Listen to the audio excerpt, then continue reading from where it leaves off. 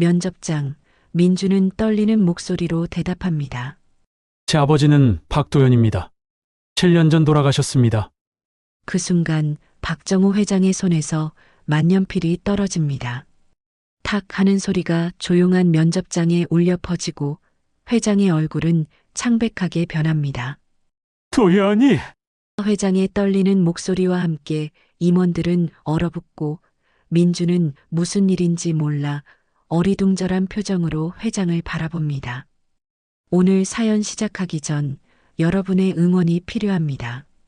무료 버튼인 구독, 좋아요, 알림 설정을 꾹 눌러주시면 감사하겠습니다. 그럼 오늘 사연을 시작하겠습니다. 서울 강남 삼성동 한성그룹 본사 60층 회장실입니다. 새벽 6시 아직 어둠이 채 가시지 않은 시각에 박정호 회장은 이미 책상 앞에 앉아 계셨습니다. 올해 75, 머리는 백발이 되었지만 눈빛만큼은 여전히 예리했습니다. 40년 넘게 기업을 일궈온 사람의 무게가 그 어깨에 실려 있었습니다. 회장은 매일 아침 똑같은 의식을 치르듯 책상 서랍 깊숙한 곳에 숨겨둔 낡은 금고를 열었습니다. 그 안에는 액자 하나가 고이 보관되어 있었습니다. 20년도 더 된 가족 사진이었습니다. 사진 속에는 젊은 시절의 박정호와 아내, 그리고 두 아들이 함께 웃고 있었습니다. 장남 박도현, 그때 26이었던 아들은 환하게 웃으며 아버지 어깨에 손을 올리고 있었습니다. 차남 박상호는 형 옆에서 조금은 어색한 미소를 짓고 있었습니다. 회장은 아들의 얼굴을 손가락으로 쓰다듬으며 나지막이 중얼거렸습니다. 도연아, 아빠가 너를 지켜주지 못했구나. 회장의 눈가에 주름이 깊게 패이며 슬픔이 번졌습니다. 박도연은 20년 전 교통사고로 세상을 떠났습니다. 아니, 공식적으로는 그렇게 기록되어 있었습니다. 당시 도연은 집을 나가 연락을 끊은 상태였습니다. 아버지의 뜻을 거역하고 사랑하는 여자와 함께 평범한 삶을 살겠다며 떠났던 아들이었습니다. 회장은 그때 완고했습니다. 재벌가의 장남이 신분도 배경도 없는 여자와 결혼할 수 없다며 강하게 반대했었습니다. 내가 그때 허락했더라면. 회장은 사진을 가슴에 안으며 후회의 눈물을 흘렸습니다. 도연이 세상을 떠났다는 소식을 들었을 때 이미 너무 늦었습니다. 장례식에도 참석하지 못했습니다. 아들이 어디서 어떻게 살았는지, 마지막 순간은 어땠는지 아무것도 알 수 없었습니다. 회장은 사진을 다시 금고에 넣고 잠갔습니다. 매일 아침 반복되는 이 시간이 회장에게는 하루를 시작하는 유일한 위안이자 고통이었습니다. 회장은 창밖을 바라보았습니다. 강남의 빌딩 숲 사이로 아침 해가 떠오르고 있었습니다. 40년 전 작은 공장에서 시작해 이만큼 키워낸 한성그룹이었습니다. 하지만 무엇을 위해 이 모든 것을 일궈냈는지 모르겠다는 생각이 들었습니다. 가장 사랑했던 아들은 떠나보냈고 남은 차남 박상호는 회사 경영에만 관심이 있을 뿐 아버지의 마음은 헤아리지 못했습니다. 같은 시각 서울 관악구 신림동의 한 고시원 3층입니다. 사방 2평도 안 되는 좁은 방에서 민주는 눈을 떴습니다. 30살 대학을 졸업한 지도 벌써 5년이 넘었지만 여전히 취업준비생 신분이었습니다. 침대 옆 작은 책상 위에는 컵라면 용기들이 쌓여 있었고 벽에는 각종 자격증과 면접 일정이 빼곡하게 적힌 달력이 붙어 있었습니다. 민주는 몸을 일으키며 핸드폰을 확인했습니다. 학자금 대출 상환 알림, 신용카드 결제 예정 문자가 연달아 떠올랐습니다. 2천만 원이 넘는 빚이었습니다. 한숨을 내쉬며 민주는 책상 서랍을 열었습니다. 그 안에는 낡은 사진 한 장이 있었습니다. 어릴 적 아버지와 함께 찍은 사진이었습니다. 민준이 겨우 5살 때쯤 찍은 사진이라 아버지 얼굴은 희미하게만 기억났습니다. 아버지, 저 이번엔 꼭 붙을 겁니다. 민주는 사진을 바라보며 다짐했습니다. 오늘은 한성그룹 신입사원 최종 면접이 있는 날이었습니다. 300대 1의 경쟁률을 뚫고 여기까지 왔습니다. 서류 전형, 필기시험, 1차 면접까지 모두 통과했습니다. 이제 마지막 관문만 남았습니다. 민주는 벽에 걸린 정장을 꺼내며 다짐했습니다. 이번 면접만 붙으면 인생이 달라진다. 민주는 세면대에서 찬물로 세수를 하며 거울 속 자신을 바라봤습니다. 수척한 얼굴, 깊어진 눈가의 다크서클, 하지만 눈빛만큼은 포기하지 않은 사람의 눈빛이었습니다. 어머니 김은희는 3년 전 병으로 세상을 떠나셨고 아버지에 대한 기억은 거의 남아있지 않았습니다.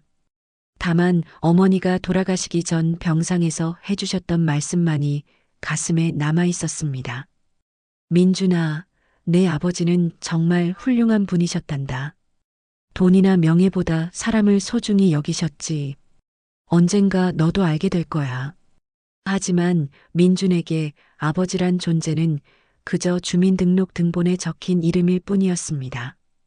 박도현, 7년 전 돌아가셨다는 사실만 알 뿐 어떤 사람이었는지, 무슨 일을 하셨는지 전혀 몰랐습니다. 어머니도 아버지에 대해서는 많은 이야기를 해주지 않으셨습니다. 다만 좋은 사람이었다는 말만 반복하셨을 뿐입니다. 민주는 고시원 문을 나서며 계단을 내려갔습니다. 좁은 복도에는 다른 고시원생들의 생활 냄새가 뒤섞여 있었습니다. 라면 냄새, 담배 냄새, 땀 냄새가 복도를 가득 채우고 있었습니다. 1층 현관을 나서자 아침 해가 눈부시게 얼굴을 비쳤습니다. 민주는 걸어서 지하철역으로 향했습니다.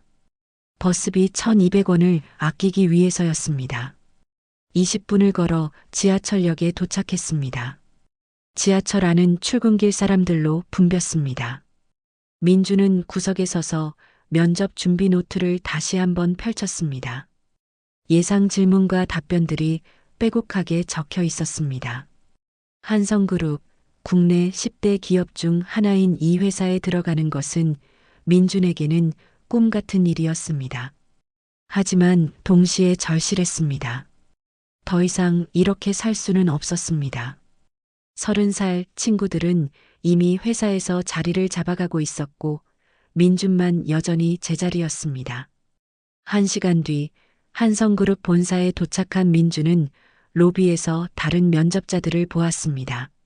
모두들 명문대 출신의 화려한 스펙을 가진 사람들처럼 보였습니다. 비싼 정장을 입고 자신감 넘치는 표정들이었습니다. 민주는 작아지는 자신을 느끼며 숨을 크게 들이마셨습니다. 할 수 있어. 나도 여기까지 왔잖아. 엘리베이터를 타고 50층 면접장으로 올라갔습니다. 대기실에 앉아 순서를 기다리는 동안 민준의 심장은 빠르게 뛰었습니다. 손에 땀이 났고 입안이 바짝 말랐습니다. 드디어 민준의 이름이 호명되었습니다. 민준 씨, 들어오세요. 민준은 문을 열고 면접장으로 들어갔습니다. 민준은 깊게 숨을 들이마시고 면접장 문을 열었습니다. 넓은 회의실 안 긴 테이블 앞에 5명의 임원이 앉아 있었습니다. 인사팀 상무, 경영지원본부장, 그리고 가운데 자리에는 백발의 노신사가 앉아 계셨습니다. 민주는 그분이 누구인지 몰랐습니다. 다만 분위기로 보아 상당히 높은 직급인 것 같았습니다. 안녕하십니까? 면접자 민준입니다. 민준은 또박또박 인사를 하고 지정된 자리에 앉았습니다. 손이 떨려서 무릎 위에 가만히 올려놓았습니다. 인사팀 상무가 서류를 넘기며 질문을 시작했습니다. 자기소개 부탁드립니다. 민주는 준비했던 대로 또박또박 답했습니다. 어려운 환경에서 자라왔지만 포기하지 않고 노력했다는 이야기, 한성그룹에서 꼭 일하고 싶다는 열망을 담아 말했습니다. 임원들은 고개를 끄덕이며 들었습니다. 하지만 가운데 앉은 백발의 노신사 박정우 회장은 민준의 얼굴을 유난히 오래 바라보고 있었습니다. 경영지원본부장이 다음 질문을 던졌습니다. 지원 동기가 무엇입니까? 한성그룹은 40년 역사를 가진 기업으로 작은 공장에서 시작해 대한민국을 대표하는 기업으로 성장했습니다. 저 역시 어려운 환경에서 시작했지만 이 회사에서 제 능력을 펼치고 싶습니다. 민준의 답변은 진심이 담겨 있었습니다. 임원들은 만족스러운 표정을 지었습니다. 그때 박정우 회장이 처음으로 입을 열었습니다. 가족관계에 대해 말씀해 주시겠습니까? 갑자기 나온 질문에 민준은 잠시 당황했습니다. 면접 예상 질문에는 없던 내용이었습니다. 하지만 민준은 솔직하게 답하기로 했습니다. 어머니는 3년 전 돌아가셨고 현재 혼자 생활하고 있습니다. 아버지는요? 회장의 목소리에 미묘한 떨림이 있었습니다. 민준은 그것을 눈치채지 못했습니다. 아버지는 제가 어릴 때 돌아가셨습니다. 7년 전이었습니다. 성함이 어떻게 되시죠? 회장의 질문이 계속 이어졌습니다. 옆에 앉은 인사팀 상무가 이상하다는 표정으로 회장을 쳐다봤지만 회장은 민준에게서 시선을 떼지 않았습니다. 박도연입니다. 그 순간 회장의 손에서 만년필이 떨어졌습니다.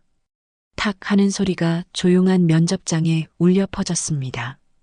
회장의 얼굴이 창백하게 변했고 입술이 파르르 떨렸습니다.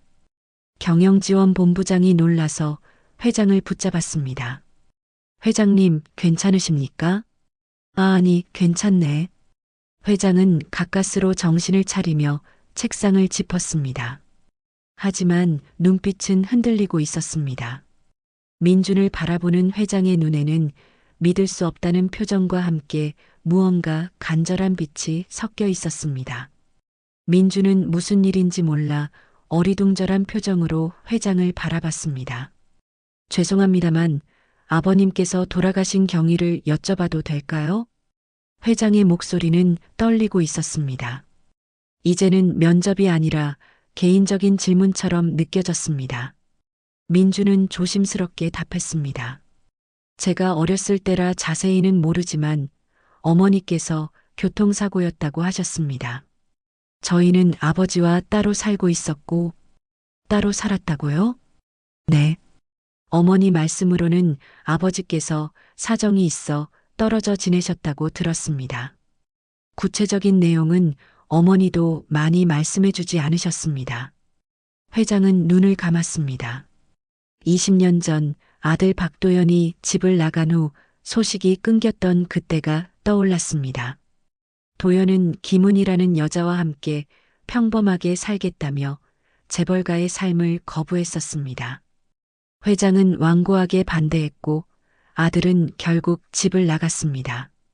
그리고 7년 전 도연이 교통사고로 세상을 떠났다는 소식만 들었을 뿐이었습니다. 혹시 어머님 성함이? 회장의 질문에 민주는 고개를 끄덕였습니다. 김은희입니다. 회장의 눈에서 눈물이 흘러내렸습니다. 임원들은 모두 놀란 표정으로 회장을 바라봤습니다.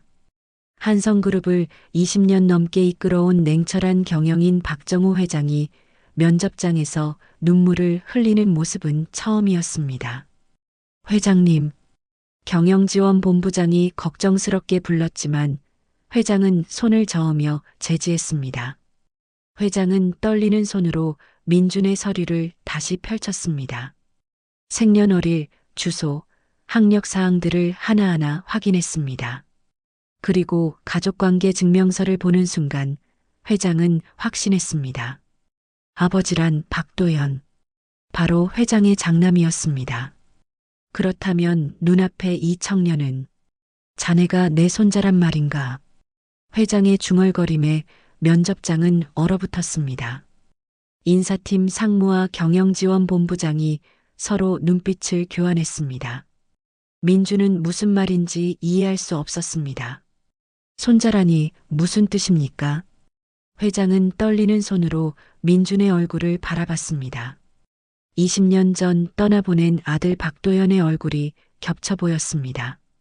눈매, 코, 인매까지 닮아 있었습니다. 면접은 여기까지 하겠네. 민준 씨, 잠시 후 비서실에서 연락이 갈 것이네. 회장은 가까스로 말을 마치고 자리에서 일어났습니다. 비틀거리는 걸음으로 면접장을 나갔고 경영지원본부장이 급히 뒤따라갔습니다. 민주는 멍하니 그 모습을 바라봤습니다. 도대체 무슨 일이 벌어진 것인지 알 수 없었습니다. 인사팀 상무가 민준에게 말했습니다. 일단 대기실로 돌아가 계시겠습니까? 곧 연락드리겠습니다. 민준은 고개를 끄덕이고 면접장을 나왔습니다. 복도를 걸으며 민준은 혼란스러웠습니다.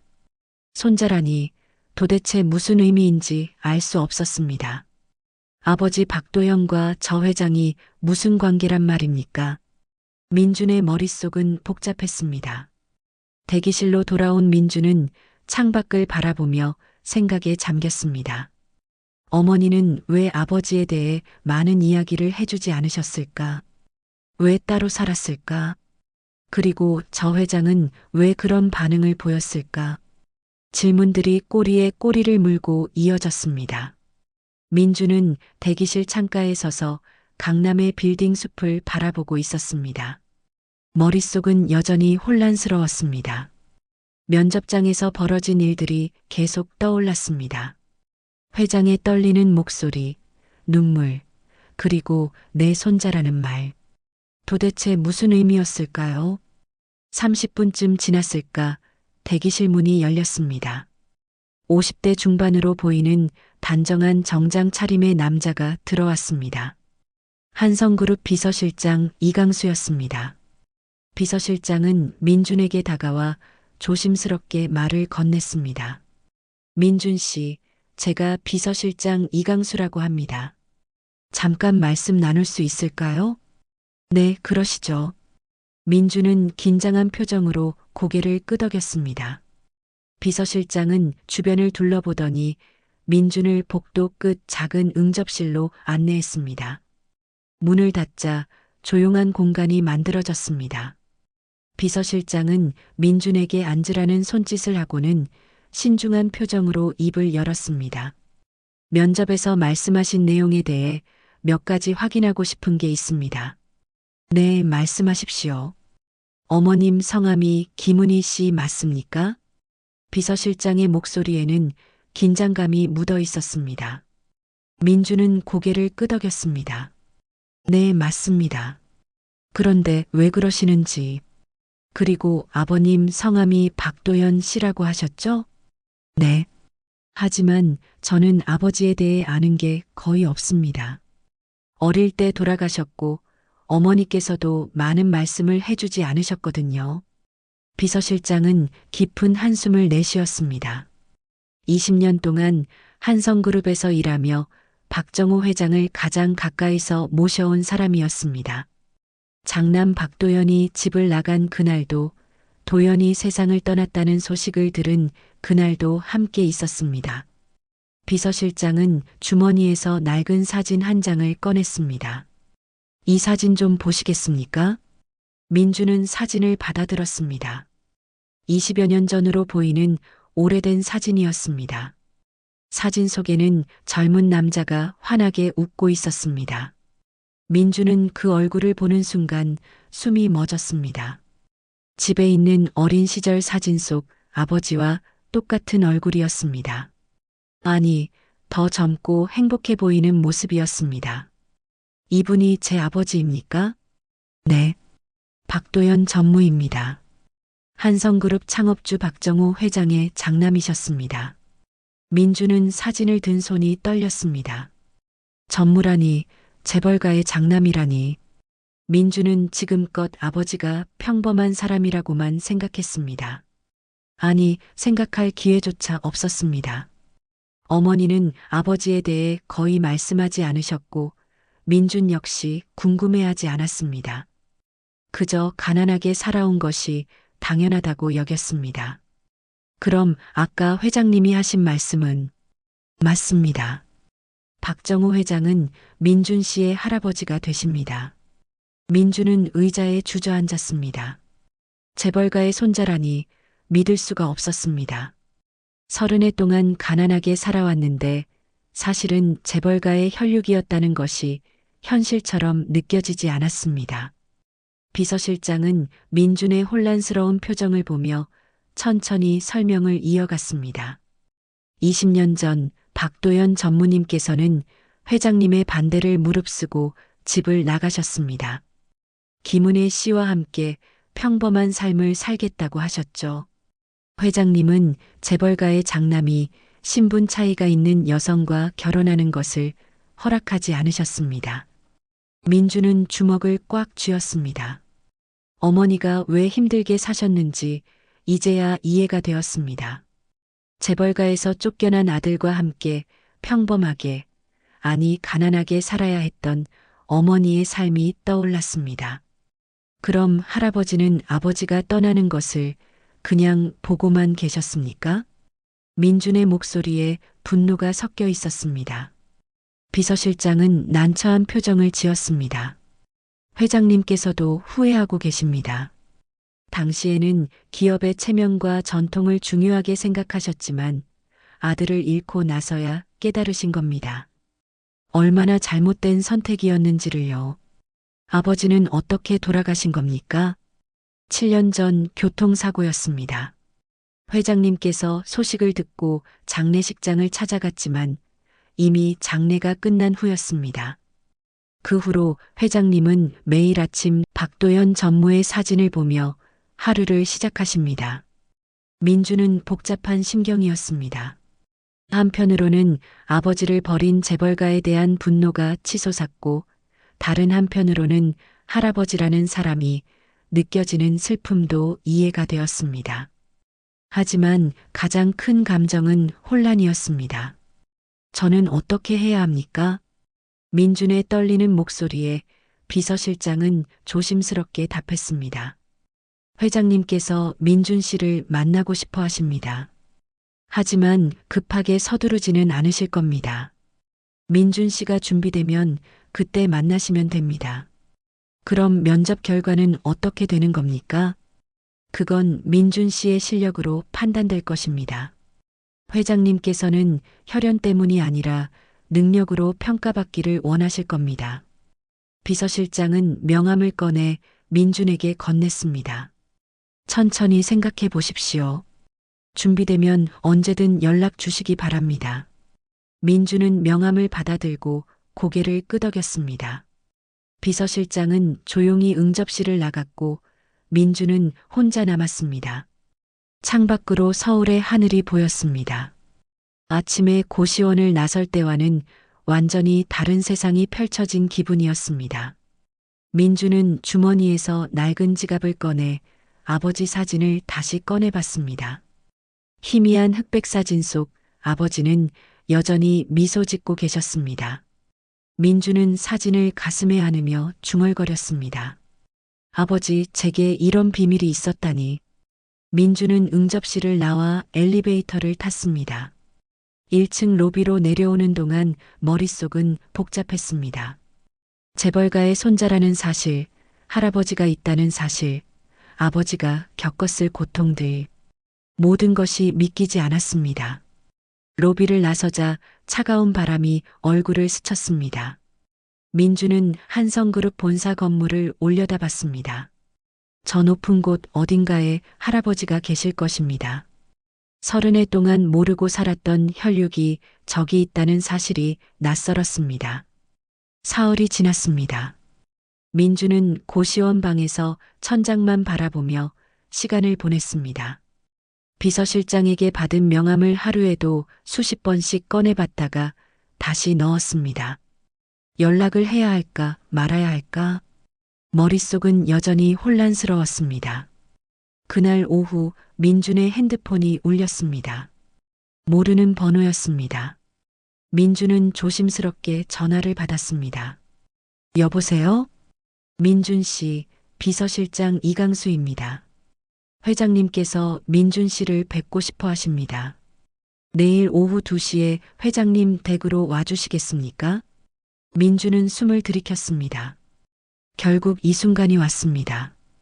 거절할 수도 있었지만 민준은 아버지에 대해 더 알고 싶었습니다. 그리고 솔직히 궁금했습니다. 할아버지라는 사람이 어떤 분인지. 네, 알겠습니다. 다음 날 민준은 가진 옷 중 가장 깨끗한 셔츠와 바지를 입고 주소지로 향했습니다. 강남 한복판의 고급 주택가였습니다. 높은 담장과 경비가 서 있는 대문 앞에서 민준은 잠시 망설였습니다. 이곳이 정말 할아버지의 집이란 말입니까? 민준이 평생 살아온 세상과는 너무나 달랐습니다. 경비에게 신분을 밝히자 곧바로 안내를 받았습니다. 넓은 정원을 지나 저택 현관에 도착했습니다. 비서실장 이강수가 문 앞에서 기다리고 있었습니다. 오셨습니까? 회장님께서 기다리고 계십니다. 민주는 고개를 끄덕이고 안으로 들어갔습니다. 고급스러운 인테리어, 벽에 걸린 그림들, 모든 것이 낯설었습니다. 이강수는 민준을 2층 서재로 안내했습니다. 문을 열자 책으로 가득 찬 넓은 서재가 나타났고 창가에 박정우 회장이 서 계셨습니다. 민준이 왔구나. 회장은 떨리는 목소리로 민준을 불렀습니다. 민준은 어색하게 인사를 했습니다. 안녕하십니까? 앉거라. 편하게 앉아. 회장은 민준을 소파로 안내하고 마주 앉았습니다. 한참 동안 둘은 말없이 서로를 바라봤습니다. 회장의 눈에는 그리움과 미안함이 가득했고 민준의 눈에는 낯섦과 경계심이 섞여 있었습니다. 너를 이렇게 만나게 될 줄은 꿈에도 몰랐다. 회장은 떨리는 손으로 민준의 얼굴을 바라봤습니다. 죽은 아들 박도연의 모습이 고스란히 남아 있었습니다. 회장의 눈에서 눈물이 흘렀습니다. 할아버지.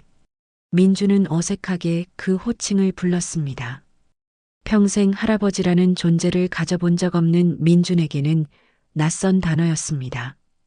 회장은 고개를 끄덕이며 눈물을 닦았습니다. 미안하다. 내 아버지를 내가 지켜주지 못했다. 고집 때문에 아들을 잃었고 너희 모자를 이렇게 힘들게 만들었구나. 아버지는 왜 집을 나가신 겁니까?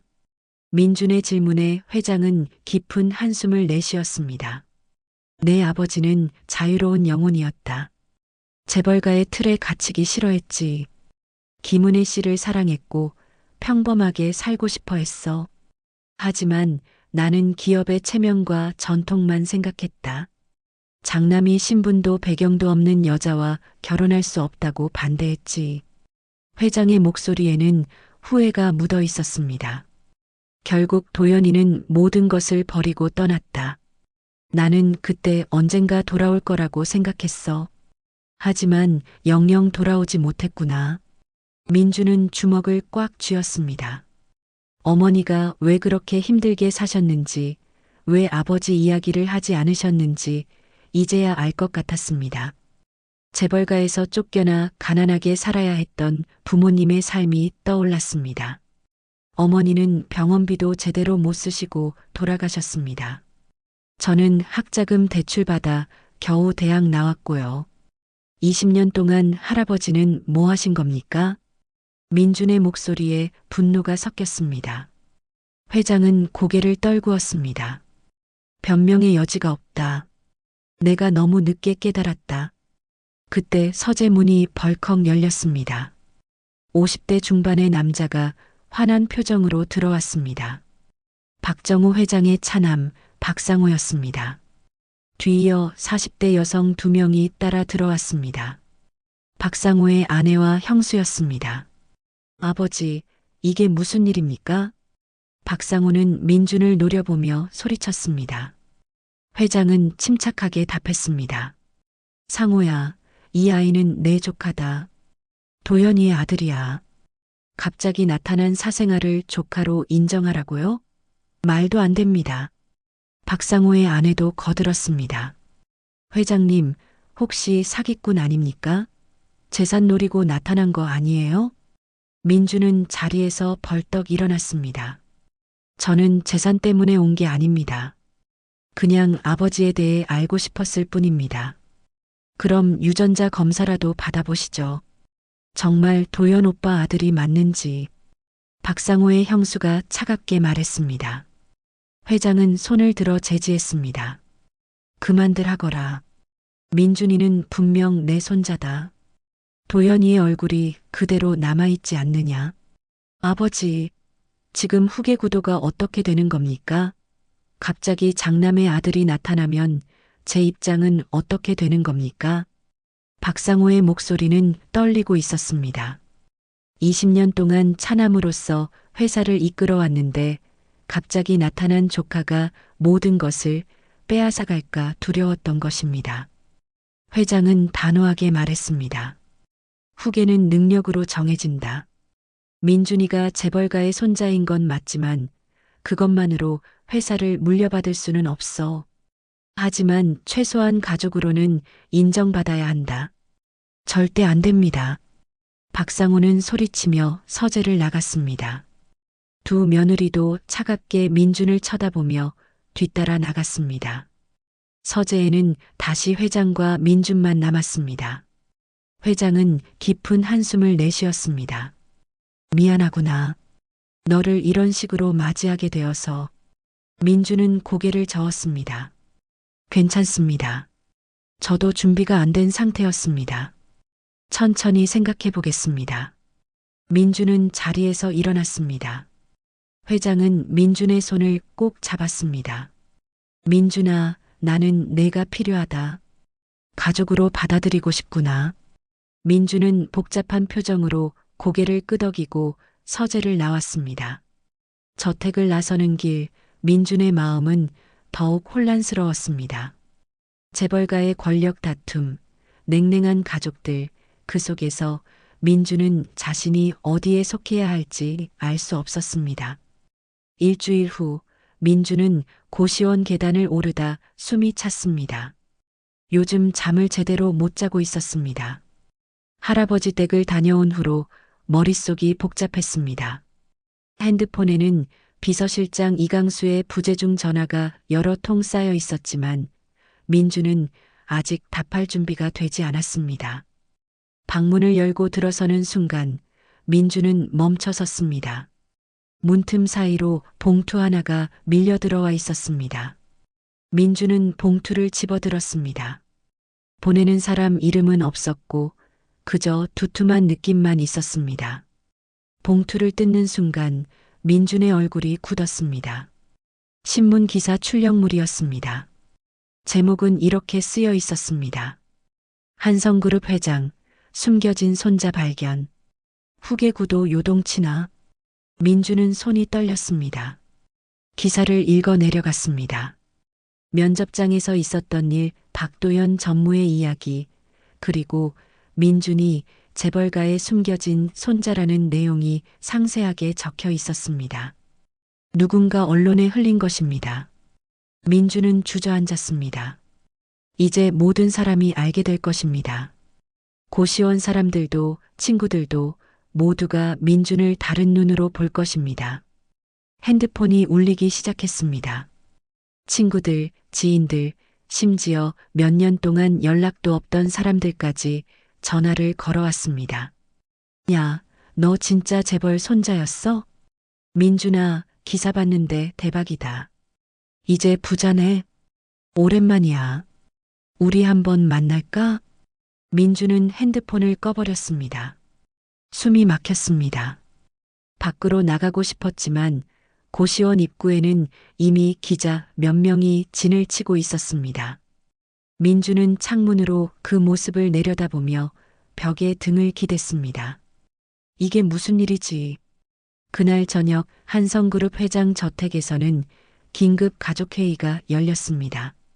박정호 회장, 박상호, 그리고 두 며느리가 거실에 모였습니다. 회장의 얼굴은 분노로 일그러져 있었습니다. 누가 언론에 흘렸느냐?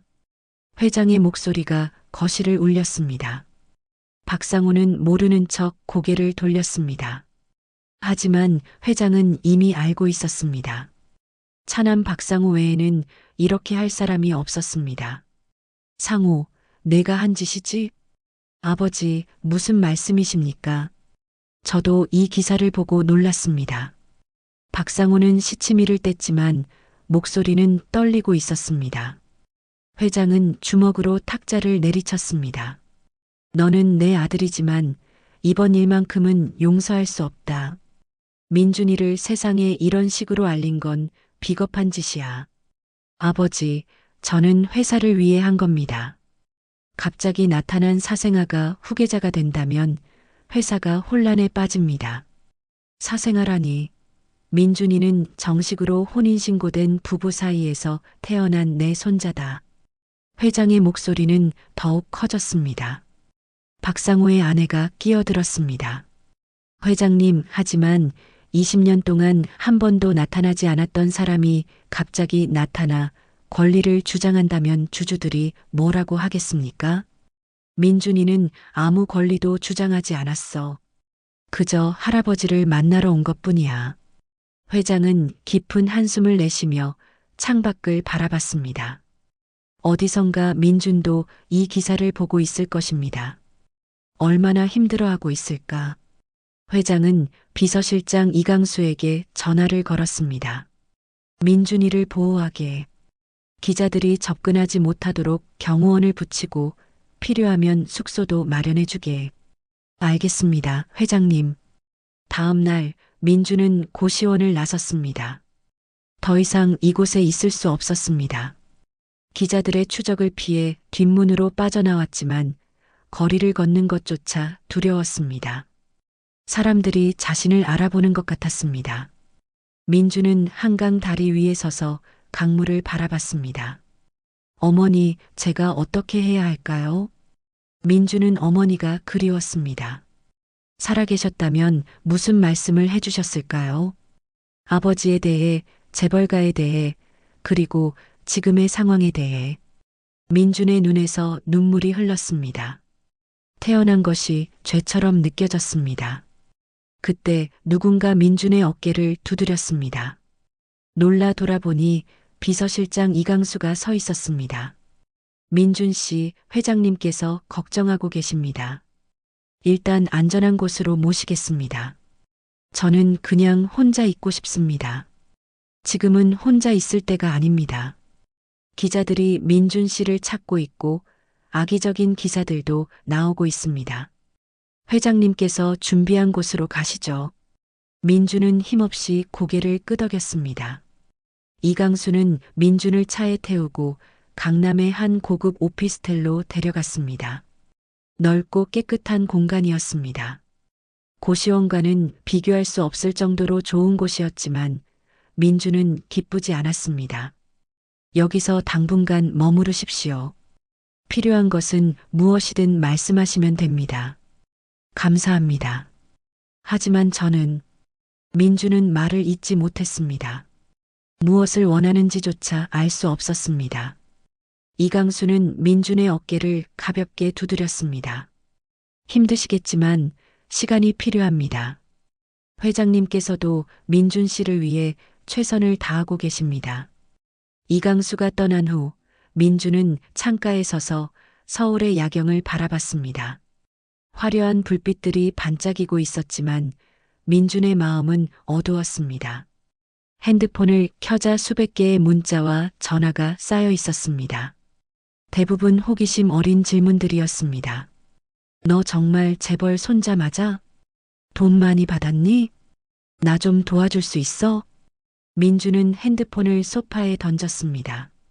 친구라고 생각했던 사람들조차 민준을 돈으로만 보고 있었습니다. 민주는 소파에 주저앉아 고개를 묻었습니다. 그날 밤 인터넷에는 악의적인 댓글들이 쏟아졌습니다. 재산 노리고 나타난 거 아니야? 사생아 맞네. 부끄러운 줄 알아야지. 재벌가 망신시키려고 일부러 나타난 것 같음. 민주는 노트북을 덮었습니다. 더 이상 볼 수 없었습니다. 세상은 민준을 위선자로, 사기꾼으로, 기회주의자로 낙인 찍고 있었습니다. 민주는 벽에 기대 천장을 바라봤습니다. 내가 태어난 게 죄인가? 민준의 중얼거림이 빈 방에 울려 퍼졌습니다.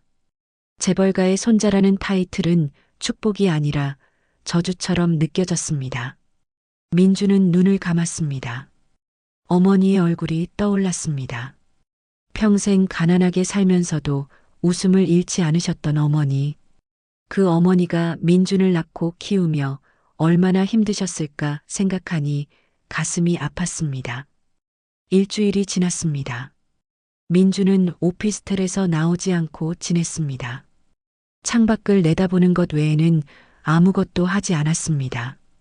음식도 제대로 먹지 않았고 잠도 잘 오지 않았습니다. 거울을 보니 얼굴은 더욱 수척해져 있었습니다. 그날 오후 초인종이 울렸습니다. 민주는 일어나 문을 열었습니다. 비서실장 이강수가 아닌 70대로 보이는 낯선 노인이 서 있었습니다. 깔끔한 양복을 입고 있었지만 얼굴에는 세월의 흔적이 깊게 새겨져 있었습니다. 민준 씨시죠? 저는 최윤석이라고 합니다. 한성그룹 창립 때부터 회장님과 함께 일했던 사람입니다. 안녕하십니까? 그런데 잠깐만 시간 좀 내주시겠습니까? 박도연 전무님에 대해 이야기하고 싶습니다.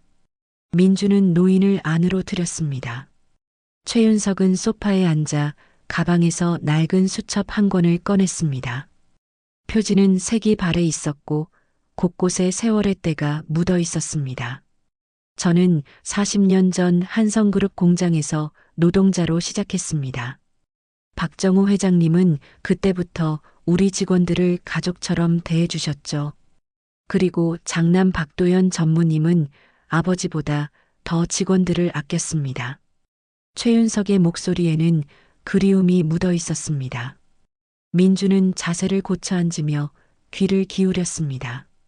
박도연 전무님은 대학 졸업 후 회사에 들어오셨습니다. 처음부터 임원이 아니라 공장 현장에서 일하셨죠. 우리와 똑같이 작업복을 입고 기계를 만지셨습니다. 점심도 우리와 함께 드셨고요. 최윤석은 수첩을 펼쳤습니다. 거기에는 손으로 쓴 일기가 빼곡히 적혀 있었습니다. 20년 전 회사가 어려워졌습니다. 구조조정을 해야 한다는 이사회의 압박이 있었죠. 그때 도연 전무님이 반대하셨습니다. 직원들을 해고하느니 자신의 급여를 반납하겠다고 하셨어요. 민준의 눈이 커졌습니다. 아버지가 그런 분이었단 말입니까? 최윤석은 수첩의 한 페이지를 가리켰습니다. 여기 보십시오. 제가 그날 회의 내용을 기록해 둔 겁니다. 박도연 전무님은 이렇게 말씀하셨습니다. 사람이 우선이다. 회사는 직원들이 있어야 존재한다. 이익보다 사람을 먼저 생각해야 한다고요. 민주는 수첩을 받아들고 아버지의 이야기를 읽었습니다. 글씨는 흐릿했지만 내용은 선명했습니다. 아버지는 정말 직원들을 위해 싸웠던 사람이었습니다. 하지만 이사회에서는 도연 전무님의 의견을 받아들이지 않았습니다. 그때 차남 박상우 이사님이 구조조정을 강하게 밀어붙이셨죠. 결국 100여 명의 직원이 회사를 떠나야 했습니다. 최윤석의 목소리가 낮아졌습니다. 그 후 박도연 전무님은 회사를 떠나셨습니다. 제게 마지막으로 이렇게 말씀하셨어요. 최 선배, 미안합니다. 제가 무능해서 여러분을 지켜드리지 못했습니다. 언젠가 다시 제대로 된 회사를 만들겠습니다. 민준의 눈에서 눈물이 흘렀습니다. 아버지는 그저 할아버지의 뜻을 거역하고 떠난 것이 아니었습니다. 신념을 지키기 위해 사람을 먼저 생각하는 경영을 하기 위해 떠난 것이었습니다. 그리고 박도연 전무님은 김은희 씨와 함께 작은 공장을 시작하셨습니다. 직원들을 제대로 대우하는 회사를 만들고 싶어 하셨죠. 하지만 사업은 쉽지 않았습니다. 최윤석은 가방에서 또 다른 서류를 꺼냈습니다. 이건 박도연 전무님이 돌아가시기 직전에 작성하신 회의록입니다. 누군가 제게 이 자료를 맡기며 언젠가 필요할 때가 올 거라고 하셨습니다. 민주는 서류를 받아들었습니다. 거기에는 한성그룹 이사회 회의 내용이 적혀 있었습니다. 20년 전의 기록이었습니다. 민주는 내용을 읽어 내려가다 멈췄습니다. 부당거래 횡령 이게 무슨 뜻입니까? 박도연 전무님은 회사 내부의 비리를 알고 계셨습니다. 일부 임원들이 회사 자금을 빼돌리고 있었죠. 박도연 전무님이 이를 막으려 했지만 오히려 회사에서 쫓겨나신 겁니다. 최윤석의 말에 민주는 숨이 막혔습니다. 아버지는 정의를 지키려다 희생당한 것입니다. 그리고 7년 전 박도연 전무님이 교통사고로 돌아가셨을 때 저는 이상하다고 생각했습니다. 사고가 너무 의심스러웠거든요. 무슨 말씀이십니까? 단순 사고로 처리되었지만 목격자 진술이 이상했습니다. 브레이크가 말을 듣지 않았다고 하더군요. 저는 사고가 아닐 수도 있다고 생각합니다. 민주는 주먹을 꽉 쥐었습니다. 설마 아버지가 누군가에 의해 희생된 것입니까? 최윤석은 수첩과 서류를 모두 민준에게 건넸습니다. 이 자료들을 민준 씨께 드립니다. 박도연 전무님의 아들인 민준 씨가 진실을 밝혀야 한다고 생각합니다. 감사합니다. 하지만 저는 어떻게 해야 할지 모르겠습니다. 민준 씨는 박도연 전무님의 아들입니다. 전무님처럼 정의로운 사람이 되십시오. 아버지의 뜻을 이어가십시오. 최윤석은 자리에서 일어나 민준의 어깨를 두드렸습니다. 그리고 조용히 문을 나섰습니다.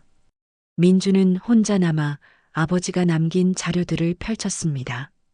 수첩에는 아버지의 생각과 고민들이 담겨 있었고 회의록에는 회사 내부의 비리가 상세히 기록되어 있었습니다. 민주는 눈물을 닦으며 결심했습니다. 더 이상 숨어 있을 수 없었습니다. 아버지의 명예를 되찾아야 했습니다. 그리고 진실을 밝혀야 했습니다.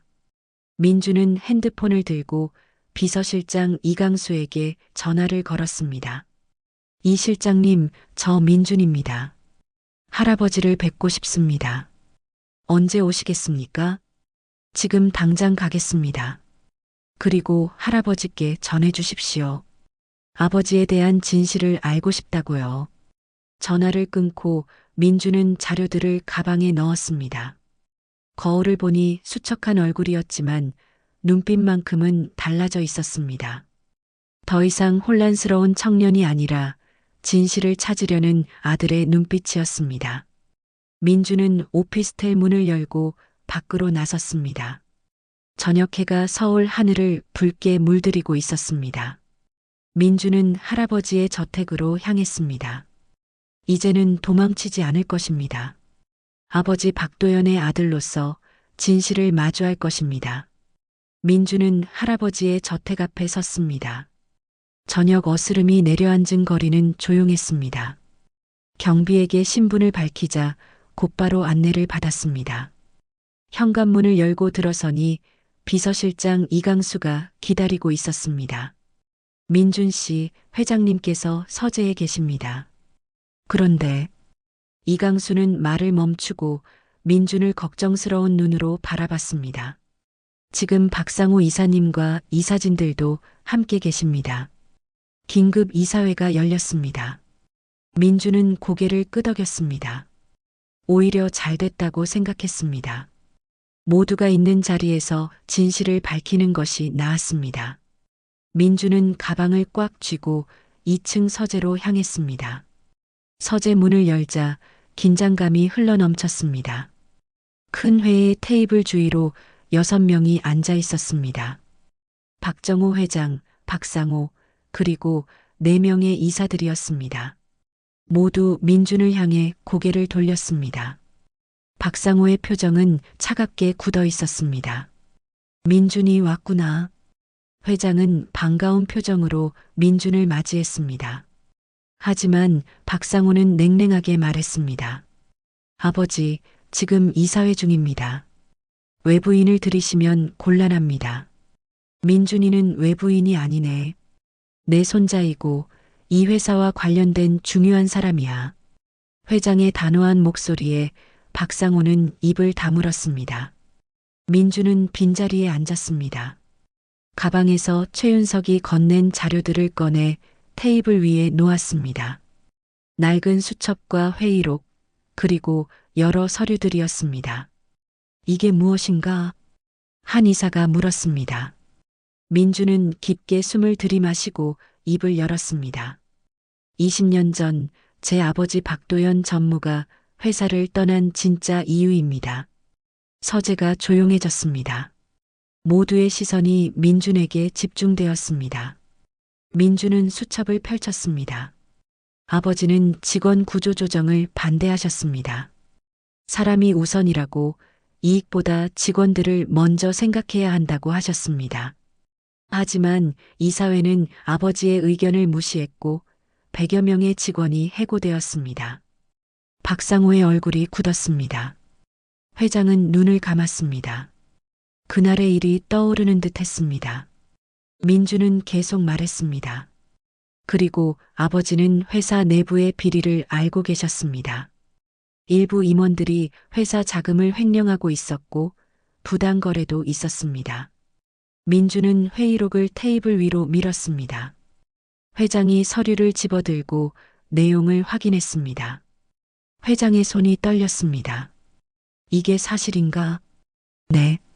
아버지는 이를 막으려 했지만 오히려 회사에서 쫓겨나셨습니다.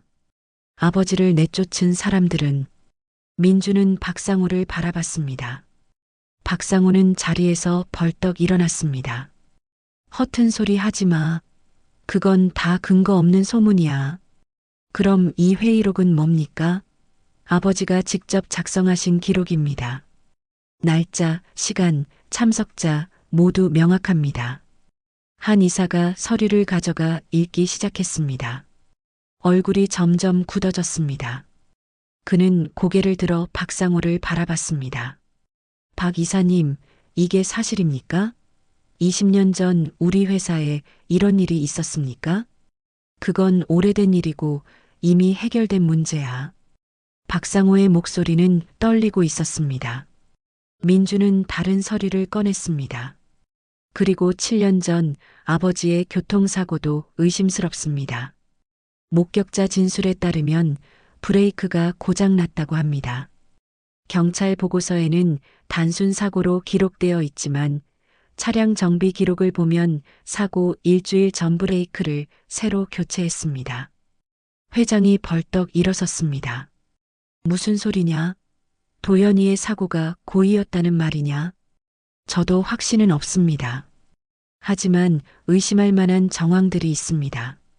아버지는 당시 작은 공장을 운영하고 계셨고 한성그룹과 경쟁 관계에 있는 사업을 시작하려던 참이었습니다. 박상호는 얼굴이 창백해졌습니다. 손으로 이마를 짚으며 자리에 주저앉았습니다. 다른 이사들이 수군거리기 시작했습니다. 설마 박 이사님이, 아니, 그럴 리가 없어. 하지만 회장은 박상호 앞으로 다가갔습니다. 목소리는 떨리고 있었지만 눈빛은 날카로웠습니다. 상호야, 사실대로 말해라. 내 형을, 내 아들을 어떻게 한 거냐? 박상호는 고개를 떨구었습니다. 한참 동안 침묵이 흘렀습니다. 그리고 마침내 박상호가 입을 열었습니다. 형님이 회사로 돌아오려고 했습니다. 새로운 사업 계획을 가지고 아버지를 찾아오려던 참이었어요.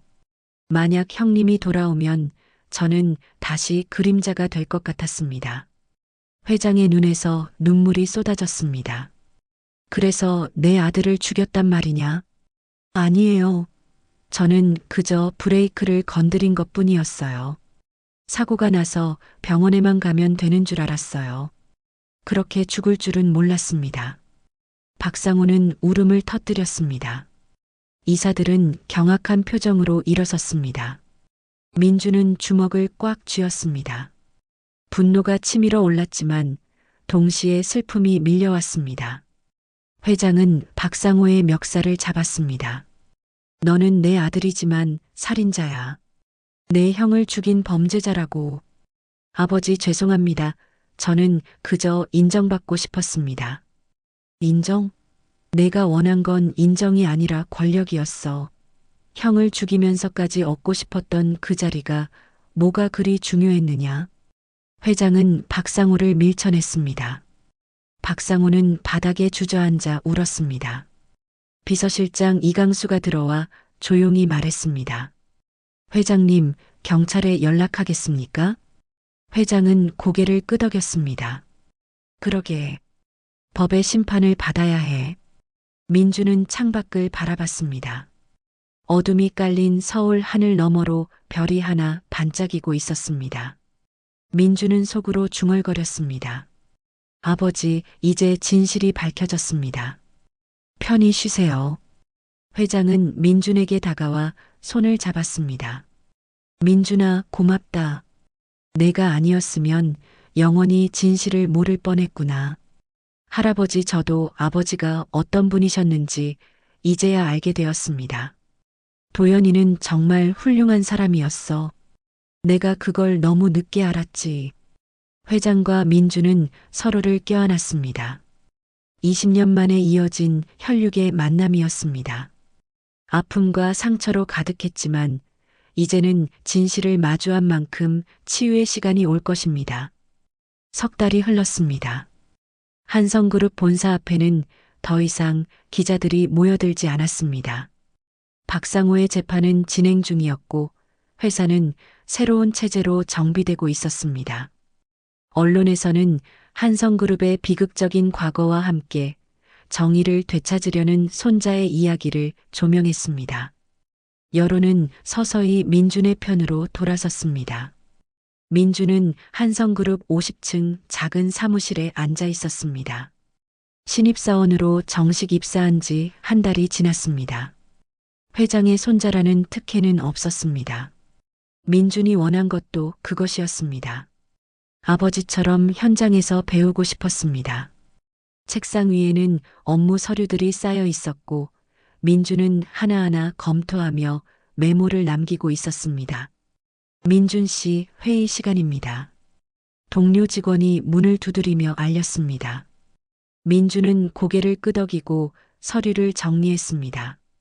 회의실로 향하는 복도를 걸으며 민준은 창밖을 바라봤습니다. 저 멀리 서울 하늘이 맑게 개어 있었습니다.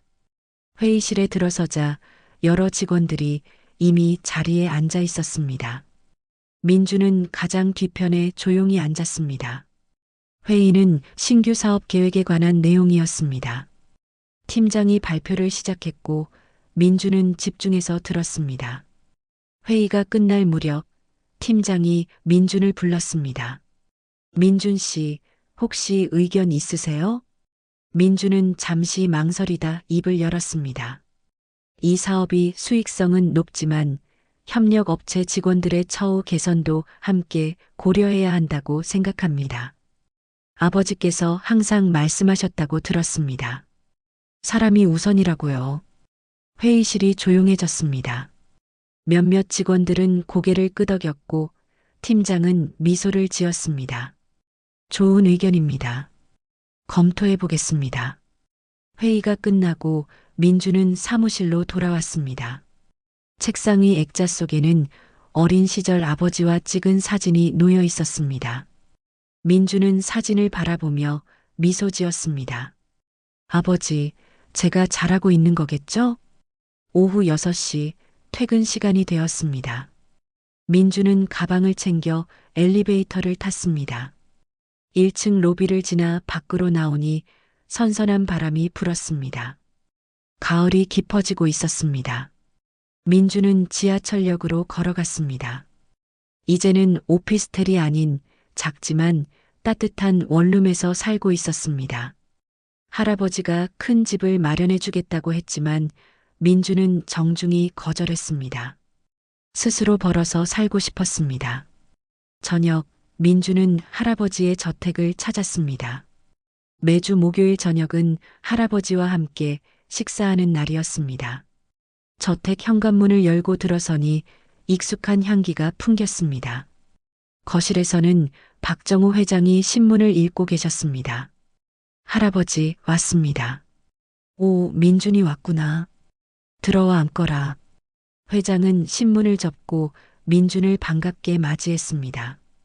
예전보다 얼굴에 생기가 돌아 보였습니다. 식탁에는 정성스럽게 차려진 저녁 식사가 준비되어 있었습니다. 둘은 마주 앉아 식사를 시작했습니다. 회사 생활은 어떤가? 재미있습니다. 배울 게 많아요. 그래, 천천히 배워라. 내가 원하는 대로 살면 된다. 회장은 따뜻한 눈빛으로 민준을 바라봤습니다. 손자가 곁에 있다는 사실만으로도 행복했습니다. 식사를 마치고 둘은 거실 소파에 앉았습니다. 회장은 서재에서 낡은 상자 하나를 가져왔습니다. 이걸 내게 주고 싶구나. 상자를 열자 오래된 사진들과 편지들이 나왔습니다. 모두 박도현과 관련된 것들이었습니다. 어린 시절 사진, 대학 졸업 사진, 회사에서 찍은 사진들. 민주는 하나하나 꺼내보며 아버지의 삶을 느꼈습니다. 도연이는 나보다 훨씬 훌륭한 사람이었어. 내가 그걸 알아보지 못했지. 회장의 목소리가 떨렸습니다. 민주는 할아버지의 손을 잡았습니다. 이제라도 알게 되신 거잖아요. 그걸로 충분합니다. 고맙다, 민준아. 내가 나타나 주어서 정말 고맙구나. 둘은 한참 동안 말없이 사진들을 보았습니다. 과거의 아픔과 후회가 사진 속에 묻어 있었지만 동시에 희망도 느껴졌습니다. 민준이라는 존재가 박도연의 뜻을 이어가고 있으니까요. 저택을 나선 민준은 밤하늘을 올려다봤습니다. 별들이 반짝이고 있었습니다. 문득 어머니와 아버지가 생각났습니다. 두 분은 지금 어디선가 함께 계시겠죠. 민준은 속으로 중얼거렸습니다. 어머니, 아버지, 저 잘하고 있어요. 아버지의 뜻을 이어가고 있습니다. 걱정하지 마세요. 한 달 후, 한성그룹은 새로운 정책을 발표했습니다. 협력업체 직원들의 처우 개선, 공정한 거래 원칙, 그리고 사회공헌 활동 확대, 모두 박도연 전무가 20년 전 주장했던 내용들이었습니다. 기자회견장에서 박정우 회장은 이렇게 말했습니다. 저는 20년 전 큰 실수를 했습니다. 제 아들이 옳았는데 저는 그걸 알아보지 못했습니다. 이제라도 아들의 뜻을 이어가려 합니다. 한성그룹은 사람을 먼저 생각하는 기업이 될 것입니다. 방송을 보던 민주는 눈시울이 붉어졌습니다. 아버지의 꿈이 이루어지고 있었습니다. 비록 아버지는 이 순간을 보지 못했지만 민준이 대신 지켜보고 있었습니다. 어느 주말 오후 민주는 아버지와 어머니의 묘소를 찾았습니다. 깨끗하게 정돈된 묘비 앞에 꽃을 놓고 절을 올렸습니다. 묘비에는 이렇게 새겨져 있었습니다. 사람을 사랑한 경영인 박도연, 그리고 그를 평생 사랑한 김은희. 민주는 무릎을 꿇고 앉아 말했습니다. 아버지, 어머니, 이제 진실이 밝혀졌습니다. 아버지의 명예도 되찾았고요. 할아버지도 많이 후회하고 계십니다. 그리고 저는 아버지의 뜻을 이어가겠습니다. 사람을 먼저 생각하는 사람이 되겠습니다. 바람이 불어와 나뭇잎들이 흔들렸습니다. 마치 부모님이 대답하는 것 같았습니다. 민주는 미소를 지으며 일어섰습니다. 저녁 노을이 하늘을 붉게 물들이고 있었습니다. 민주는 묘소를 나서며 뒤돌아봤습니다. 부모님은 이제 편히 쉬고 계실 것입니다. 민주는 앞을 향해 걸었습니다. 한성그룹 본사 건물이 저 멀리 보였습니다. 내일이면 다시 출근해서 일할 것입니다. 신입사원으로서, 그리고 박도연의 아들로서 민준의 앞에는 새로운 길이 펼쳐져 있었습니다. 힘들고 험난한 길일 수도 있지만 민준은 두렵지 않았습니다. 아버지의 뜻이 함께하고 있으니까요. 노을빛 속을 걷는 민준의 뒷모습이 보였습니다. 그의 그림자는 길게 늘어져 있었지만 걸음걸이는 단단했습니다. 재벌가에 숨겨진 손자가 아니라 아버지의 뜻을 잇는 아들로 살아갈 것입니다. 그것이 민준이 선택한 길이었습니다. 오늘 사연을 들어주셔서 고맙습니다.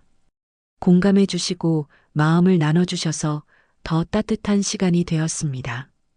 구독과 좋아요, 알림 설정, 그리고 댓글은 저에게 큰 격려가 됩니다. 감사합니다.